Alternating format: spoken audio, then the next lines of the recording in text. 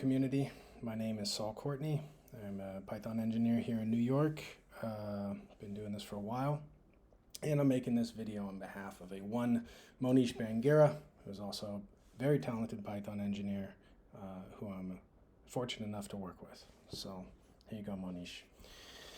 We're talking about classes in Python, especially the dunder methods and the special methods that are available to us when we start getting into our own object definitions. This is a really powerful part of Python that opens the door for a lot of cool stuff and get you out of, or maybe get you more into writing, I think what is referred to as idiomatic Python, and just have more control over the stuff that you want to move through your application code.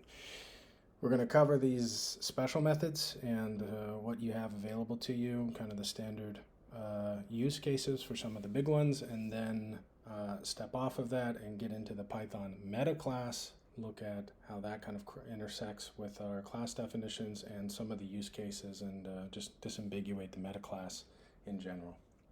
So the first place you always want to start when you're going to start doing your own Python dunders and special methods on the class is the data model. Python data model should bring up this guy right here. You can select the Python version, but a lot of this stuff is not specific to a version, especially the kind of high level stuff. But here you can start looking, saying, if you want to find, how do you do an add? You can find these definitions here and get kind of, a picture of what's available to use on the object when you're defining it, and read a little bit about it, but not too many in-depth definitions or kind of examples of how to use it. So you'll see this stuff in packages a lot, especially ones that have a lot of success. For example, if you look at how Airflow uses the shift operator to indicate that these tasks are linked, that's a great example of kind of hijacking the special methods of a class in order to fit some use case for your application. Of course, saying object A plus object B, if they're integers, that means something, but what if your own custom objects want to be added together? What does that mean? What if you iterate over your own custom objects? What if you do an in-place addition? What if you want to use it as a context manager and say with my object as something else? That's the kind of stuff that we want to get into when we start defining our own special methods. Not all exotic, though. A lot of it is as simple. What is the length of your object? What is the truthiness of your object? These kind of things. Oftentimes, if you start baking in the meaning of these objects and kind of how they react to the built-ins, you'll end up having a lot more readable code. And I think you'll find a home for a lot of the more messy business logic that gets splattered around a lot of modules as you're building stuff up. So starting off, class definition, pretty standard. We name our object. There's no inheritance, so we just drop right in. And, for example, if we want to know and interact with the built-ins here for like length, this one's pretty obvious. Sorry. Nope. So my object is obj. Oops. Super gonna type. Can't do that. And we want to say my object is one of these. Let's get this out of here. And I want to say what's the length of this object. Maybe give it a little bit more descriptive name, obj. What is the length of this object? It doesn't support length. So you're saying, well, my object definitely has a length. Then you're going to jump into the dunders and say, what is the len? And this call and return signature is very rigid, right? Len does not take any arguments and it always returns an int, right? That's the deal. That could be off. Maybe there are some special things you can do, but for the most part, you want to return an int. And then if looking at this class definition here, there's no real obvious way to say what the length is because there's no use case here. But if your object had properties or had attributes or was connected in some way to your business application or whatever your payload is, then you can calculate a length and whatever it is. Usually you would say, okay, when you init this thing, which is the main method that we all know, and you can file files, let's just say, for example, which is a list, we can say that self.files equals files. Right, and now you say, what's the length of my object? Well, let's return the length of self.files, saying that, well, if you ask me what my length is, then I'll give you the length of how many files I have. Totally arbitrary example, but you know, gives you an idea of how to route the dunders, meaning double underscore, to kind of surface the properties of the object that might be appropriate when you're actually doing business logic. So as you're going into object-oriented programming, you're trying to stuff all of your concepts into these objects, and then you have these properties, and instead of writing procedural code that interrogates the properties, saying, oh, if the length of object.files is greater than 0, you can say something a little bit cleaner, saying if length of the object. You know, that's it. So that's the len, pretty obvious. Bool is also pretty obvious. And bool is the same thing, has to return a boolean. And you might decide, hey, if you say something like if my object, you know, print hello, else print no.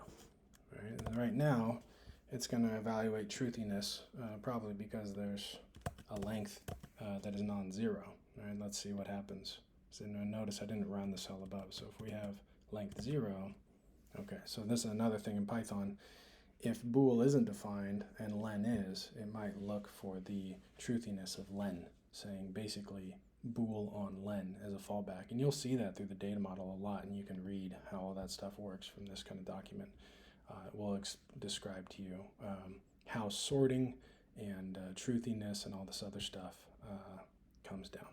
So good thing to keep in mind that the you know, the fallback for the keywords and built-ins sometimes includes several special methods.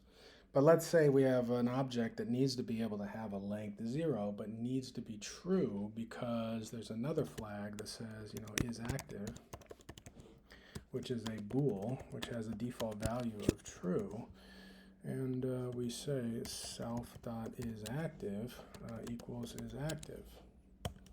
Okay, so now you're saying if I run this, even if I have a length of 0, I want it to be true based off this. So that's why we say return self.isActive, like this. Now we can have a length 0, but be true, you know. Yeah. Again, we're not looking at a business use case here, so it's all pretty much just superficial example. But you know, if this is clicking in, then that's good. More advanced one is def iter, def dunder iter. Right, this guy controls what happens when you say for, you know, x in obj, print x, right? And it says, hey, this object is not iterable. That's because we haven't run this cell with the dunder iter defined. Dunder iter returns self, returns a type that we can't really describe without importing typing. And then you might say, what happens if you ask your thing here, what should happen in your procedural code when you're using this object, saying, well, that object represents a bunch of files that I have, and the application code is going to want to iterate over them, consume them, and then write them back somewhere. I don't know, some kind of iteration thing is going on. You might say it's not as simple as just kicking out the file names. I also need the index of the file or something like that. So at the very basis, this is a great place to use one of the rare from use cases in Python, to use a yield from. Yield from, and again, it's one of the few places you can see from outside of the import. And now you can just put an iterable on the other side of this. You can say yield from self dot files. Files is a list type. So now if I come down here and I get length 0, it's true, and there's nothing to print. But if I put a file in here, f1 dot txt, I got length 1, still true, and it's going to print that out. You can also do something cool here, saying yield from enumerate which is a great built-in, and now that'll start, kicking out tuples with the index.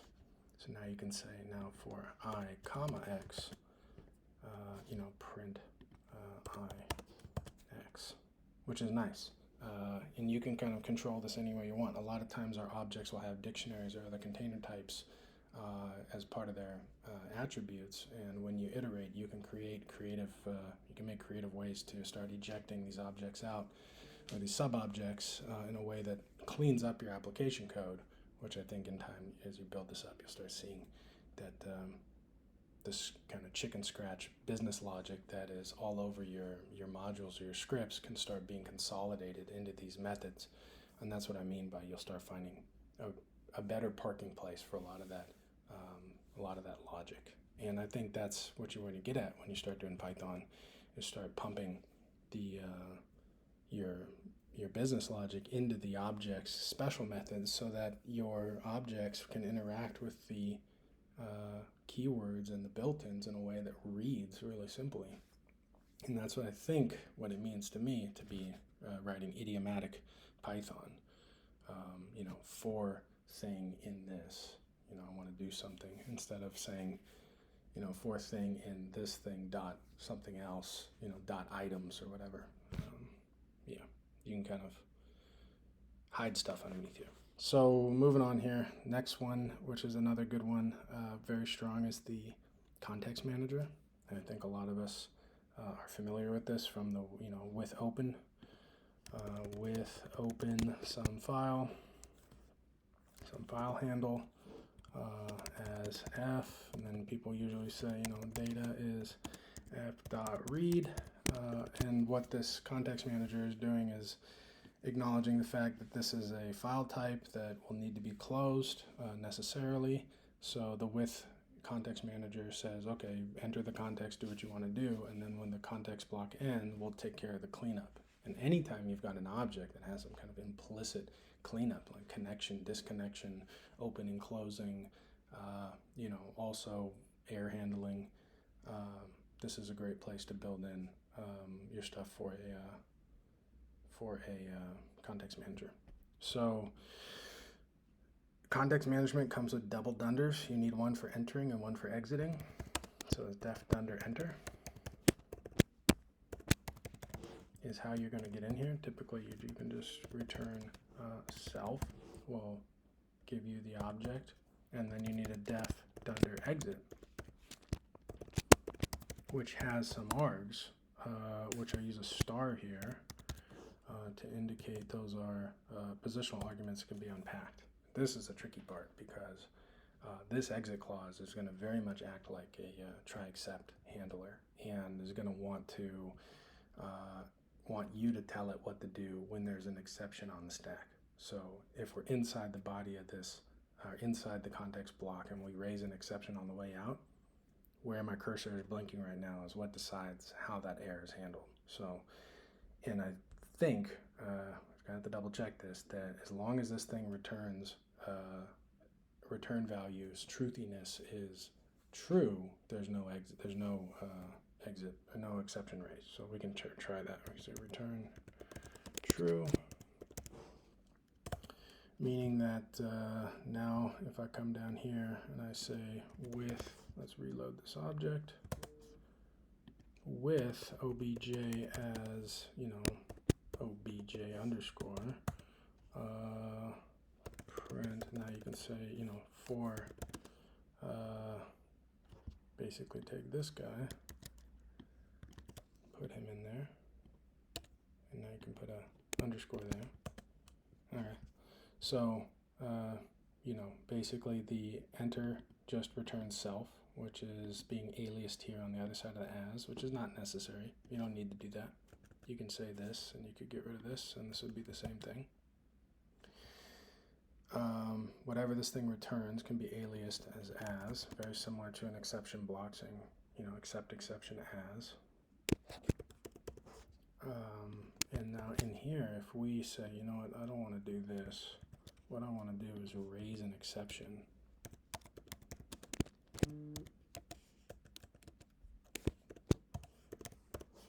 And what you'll notice here is no exceptions being raised. And that's because of what's happening here. So we can take a little trip in here. We can just print exe. Okay, and now what we'll do is we'll go back to this code and we'll comment out this raise and we'll run this. And whoops, looks like. Okay, so now you can see that we're printing the I, and then at the end of the block, when we enter out, exit out, you're getting a none, none, none. Now if we raise this exception, now it's not none. So now you got a triple tuple, which got the actual class, like what is the exception class that's raised. You have the instance of that class, the closed version, and you have a traceback object. This triple tuple should be familiar. This is the return signature of sys.execInfo and is the building blocks for any kind of exception handling things. So now you have a class to basically do some kind of type check or instance check.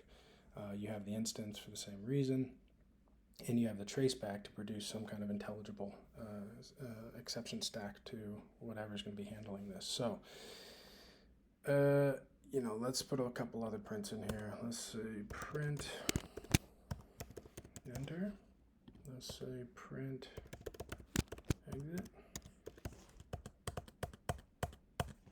So we enter.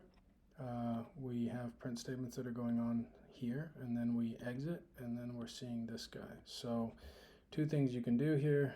Basically, you can say if exe, which is asking the Boolean of this thing, right? And we already noticed that if you run this without the exception, exe is a triple none, right? So you can say if any, which means if any of the things are not null, or maybe, yeah, well, let's see. You can say if exe0 is not none, that might be a safe way to do it. Then you can say return false, and we could print error. Otherwise, you can say print no error. Okay, so here you can see we entered, we did some things, and then we exited, and there was no error. And if we raise this exception, now you can see that there was an error, and because we returned false, that exception was raised, right? And the exit handler is kind of handled. We don't need to re-raise the exception.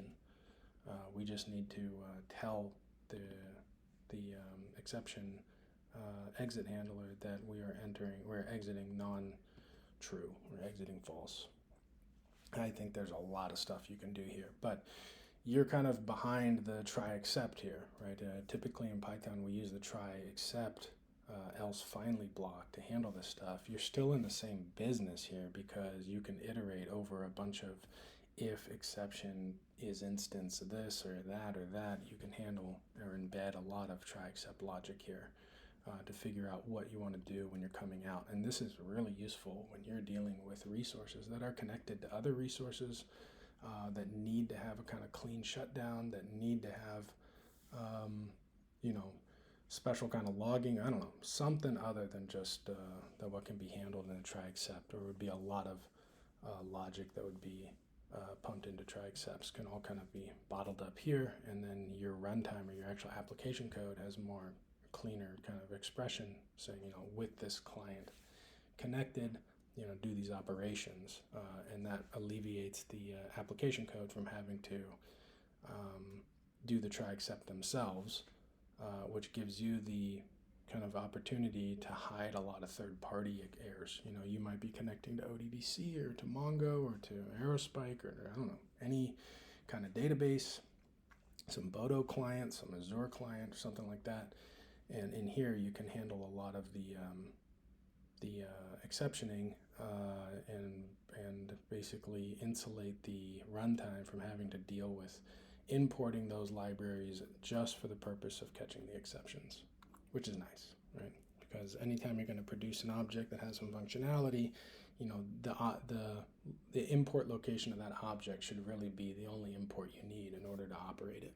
And that gets tricky when you're writing a client that depends on a third-party client that has third-party kind of exceptions, and if those exceptions are raised and not handled and bubble up, then your user of this object also has to import that particular type of exception from that third-party library in order to catch. Very subtle, but important nonetheless. So right, there's about a million other things you can say about all of these special methods, or these magic methods, or dunders. This is just like a little bit of a primer, but I want to get into the metaclass now. So metaclass is something you hear on interviews, questions you see floating around, but as far as finding a real application or like business kind of application use case for it, not something you see too often. So everything that we've been defining here are the magic methods for an instance of this object, right? And by instance, I mean you got to close it. You got to put parentheses. You have to call it. You have to ask for one to be built. And remember that everything in Python is an object, even the object definition. Once in an interview, I had someone explain to me that a Python class is a blueprint, and I think that description is actually really good. It's a blueprint, and when you put the parentheses on the end, you're building one of the blueprints. So you have a built version of it, or you have the design for it, but either way, it's an object. And so these special methods that we're looking at are telling you, hey, how do the instances of this blueprint, of this definition, interact with the built-ins and the keywords, right? And by built-ins and keywords, that should be making sense to you, but like, how does it interact being on next to an if statement, or a for, or a with, right? Those are keywords. How does it interact to len, which is a built-in? How does it interact to bool, which is a built-in? But it doesn't tell you anything about how the object itself, how the definition itself interacts. And that's exactly what a metaclass is for. So the metaclass is the same thing, is a place for you to park all of this, all these definitions and all this functionality, but it's to describe how the unclosed class will react in the same case, right? So, and by unclosed class, I mean if we do this. If we just say my object is the object, its definition itself, and you say, hey, this object of type has no len, right? You're trying to ask what's the len of this class definition. The meta class steps in and says, oh, you want to give that thing a length? Then you can say, this is the meta object, always has to subclass from type. Pretty interesting. And now I can do the same little trick here, right? I can say, what is the dunder len of this thing? And you can say class here might be a little bit better. Returns an int. You can say return 0. Okay, so now we also have to instruct this object that its meta class, which is a pretty cool keyword. Keyword to a class constructor is this, or class definition. This is not inheritance, right? This is a keyword. So if you were going to inherit other stuff, that would go there, and these keywords would follow. It doesn't really interfere with that at all. And now we can say the length of this class is 0. Now you might be asking yourself, why in the world would you need this? And there are only about a million really interesting ways of using this, especially when you're dealing with dedicated clients that control access to resources. A lot of us, those of us who are writing data applications that have like a Python package that is supposed to service some kind of data flow, will typically have a client that is responsible for interacting with one of the persistence objects.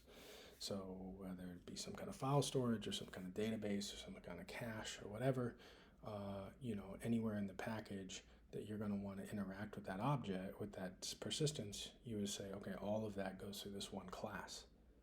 And that's good coding. That's good. You can build up a package like that. But usually you get yourself into the position of saying, where and when do I close this thing? If there's a connection cost to connecting the client, you might ask yourself, like, where do you do the close? And if you have kind of like stateless REST APIs, or any kind of stateless replicated services that could be calling and connecting to that resource over and over again, you got to worry and watch out for saying, well, every time a request is handled, the class has to be closed. You might think, well, I just want to close it once per process and then cache it, which is a pretty common practice. We do that like a bunch of different ways, saying the first time we try to use the class, it actually connects and pays that price, but then the next, all subsequent times in that process, it'll just use the cache client, which will get by pretty good, but you got to also watch out, because if that connection sours or whatever, you have to be prepared to handle that from the cache client has experienced some kind of disconnect or whatever, then you're going to need to figure that part out. And at that point, all of that caching and figuring out if the thing is right is outside the body of the class itself, outside of the class definition. So a meta class can be used in this case to define the access patterns to a persistence layer, and kind of represent a singleton in the package. So you might say, okay, we have like a data lake that has, a container that is our acquisition, right? And so you can say that I have, an acquisition client. And this acquisition client is a Python class. And you might say, well, we never actually really want to connect this thing. We want to use the meta class to control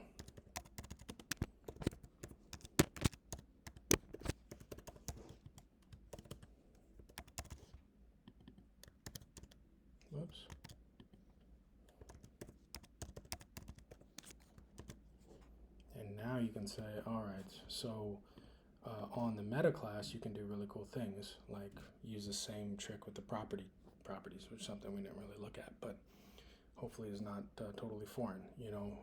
A property decorator is a really powerful and awesome access control pattern that you can use on an instance to return some calculated field as if it were, a property. And you can say return, the length of self, plus 10, or whatever it is. And then if you close that class, you can ask for that. But what if you want this property on the class itself? You can do the same trick up here. You can define it just like this, right? And if we don't run that, let's not run this real quick. Let's just show what happens here. All right, so now if I'm saying, okay, here's the object, and I want to say, what is the obj.prop1? It's a property. Very, very true. You have to actually close the class and pass it something in order to get that property, which is length 0 plus 10. But if I want it to work on the class itself, that's where the meta class can come in the same kind of vocabulary here. Should work. There we are, right? So now you can define properties. And the cool thing about this is this block doesn't run until you ask for it. And if you've been struggling with where do you connect clients and where do you keep those connected instances cached, this is a really cool solution for that, especially if you're in a position where the package that you're writing only has a singleton that represents all in and out of some kind of persistence, like a file storage or a cache or a database or something. If you're saying this class that I'm building here should represent all the access, basically everything that goes in or out of this thing should be expressed in the form of a request to this class. And what you can do is you can say, okay, I've got a property here that is def client, and there are about a million different ways that you can cache a client here, but basically you connect and cache a client. So you basically say that the class, and there's a lot more subtle ways to do this, but you can just say that the client is what is the target, class attribute that you want to put on there. And then in the beginning, you can say if not has adder, this class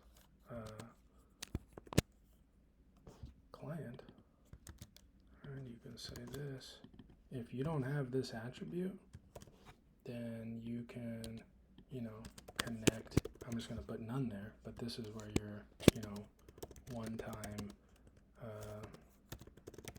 connection logic can go, and then you can connect your client.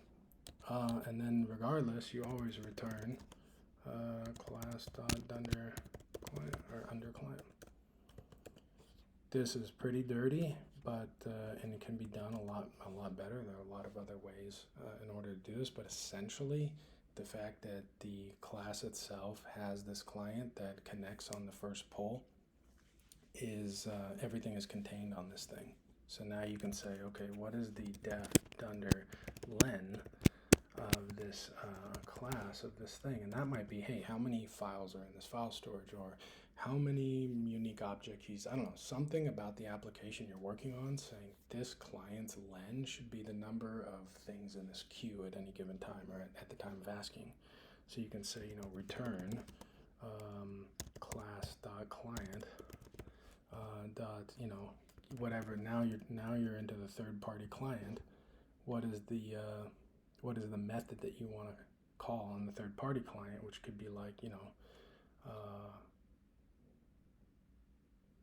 any kind of, I'm blanking here on what it could be, but it could be a Mongo, it could be SQS, could be a Kafka client, I don't know, whatever it is, but it's some kind of third-party get len for, I'm just making this up, and then there's some, something you want to get it for. And now you've got yourself something that you can use in your application code that looks like, def, get objects, and this could be, nested underneath like a Flask callback or some kind of REST handler, and you might say, okay, so now I'm just going to say if len, you don't even need to say if len, right? Because we already know that defining a length will be directed to the bool. So if acquisition client, right, do some work, right? Else, raise some exception about empty, not sure. But this part right here is the trick, right? You're now saying I've kind of like consolidated all of the all this complicated stuff that usually litters and messes up your application logic. You consolidate it behind this one class definition, and you'll never need more than one of these things per process. So it's fine to put behind a meta class and just allow all of your keywords in your built-ins to interact with the meta class. And this gets really rich, especially if you want to start doing stuff like get def, get item, which always takes, a key and get a key. And now you can figure out, you can return, class.client, which is now you're accessing the underlying third-party API, get key. And let's just say this is some third-party thing. You can say, try to do this, right? And let's just say in this case, I'll give you a fake import,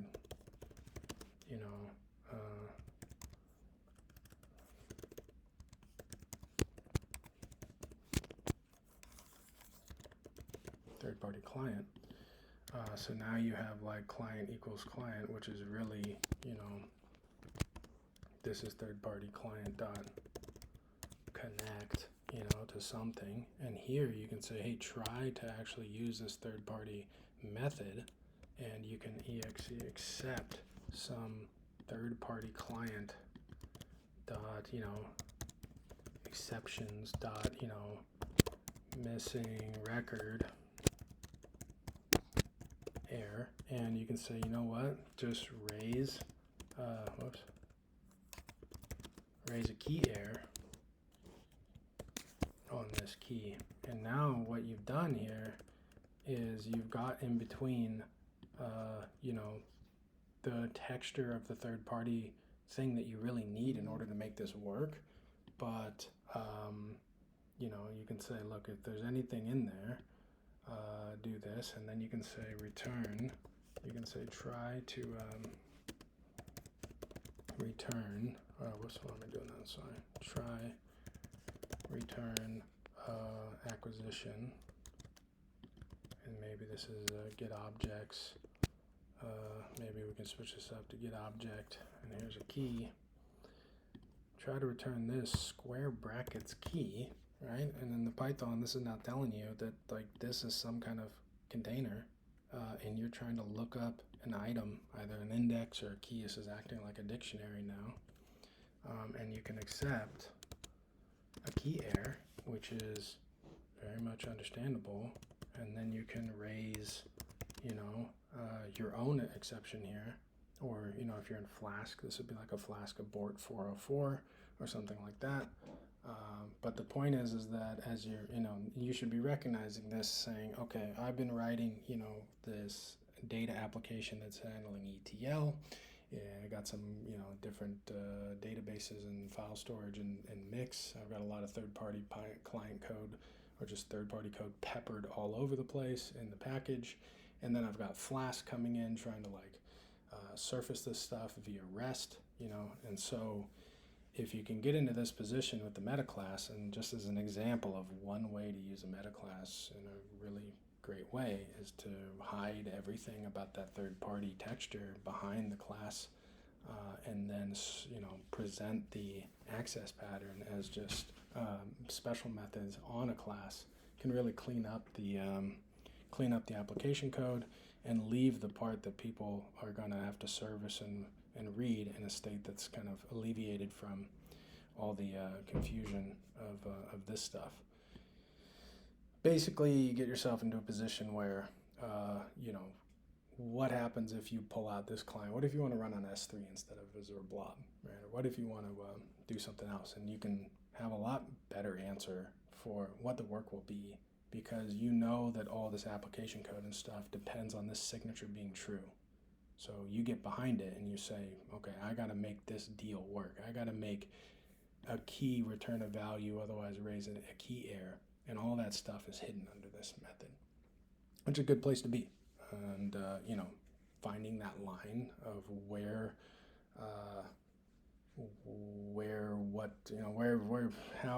lives where, is a big deal when it comes to long-lived packages that will be serviced by people long after you're gone, so. Yeah, that's it. There are, like I said, about 1 million other reasons and other ways to use the Metaclass in real life. This is one of my favorites. The dunder special methods of Python objects are really the entry point to all the cool stuff that you can do, especially if you want to start making, your application code read, in English and be accessible, and kind of find a better place to start parking the more complicated parts of the business logic in the places that are already there for you, as you move into more object-oriented design. Yes, other notes here, these special methods have a signature that is predefined. That's a huge help when you're trying to figure stuff out. Moving into writing your own methods, which we usually do, a lot of times I think if you go review the clients or the objects that you've made, you'll probably see that you just defined your own get object method on a class when you could have used the get item and the square brackets. You probably implemented a way to check whether or not you need to operate on this object that was other than just asking if object.